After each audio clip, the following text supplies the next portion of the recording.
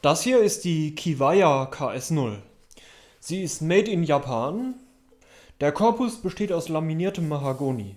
Das Griffbrett ist aus Palisander. Der Korpus ist extrem flach. Es handelt sich hier um die Flachkorpus-Version der Kiwaya KS1. Sozusagen eine Reiseukulele. Stegeinlage und Sattel sind aus Knochen gefertigt. Das Finish ist dünn und matt, was ich persönlich wesentlich lieber mag als aufdringlichen Hochglanzlack. Der Rücken ist leicht gewölbt. Die Verarbeitungsqualität ist tadellos. Sie hat gewinkelte, offene Mechaniken, die präzise und sauber montiert sind und sehr gut funktionieren. Mit 326 Gramm ist sie ziemlich leicht. Sie ist zwischen dem 9. und 10. Bund ausbalanciert. Die Seiten sind meines Wissens Fremont Fluorcarbon-Seiten. Die sind ganz okay, ich bin nicht restlos von ihnen überzeugt. Ist mehr ein Gefühl als alles andere, dass da klanglich noch mehr möglich sein könnte.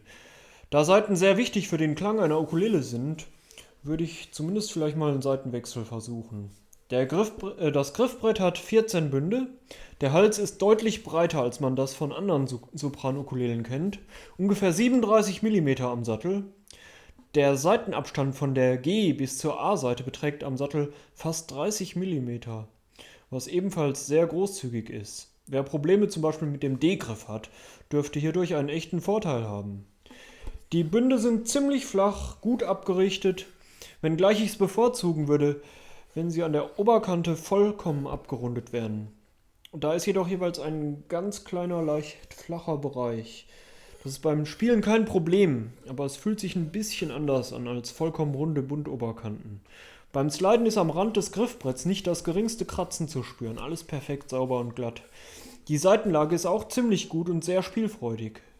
Der Hals sieht auch gut aus, fast perfekt gerade.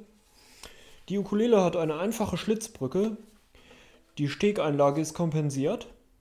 Allerdings ist die Kompensation von E- und C-Seite identisch. Prinzipiell müsste die C-Seite eigentlich ein bisschen stärker kompensiert sein. Die Intonation ist ziemlich gut.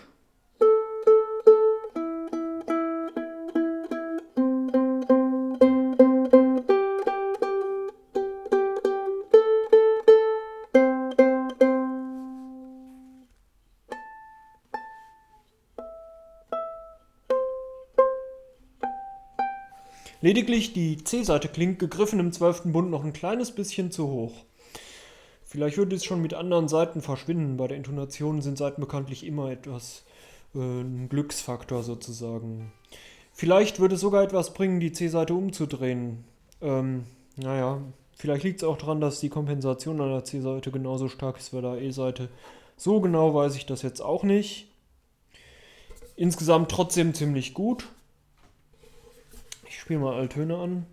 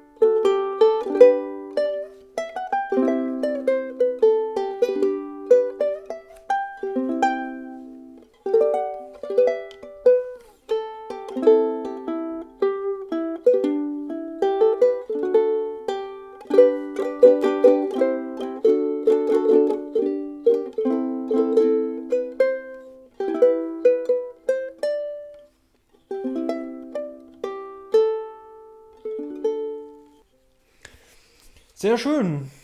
Die KS0 Klingt meiner Meinung nach sehr ordentlich und hat einen ausgewogenen Klangcharakter. Das ist eine ausgezeichnet spielbare, hochwertige Ukulele, die auf jeden Fall ein sehr empfehlenswertes Einsteigerinstrument ist.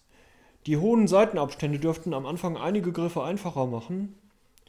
Meines Wissens nach haben diese Instrumente einen sehr guten Ruf, was die Endkontrolle angeht.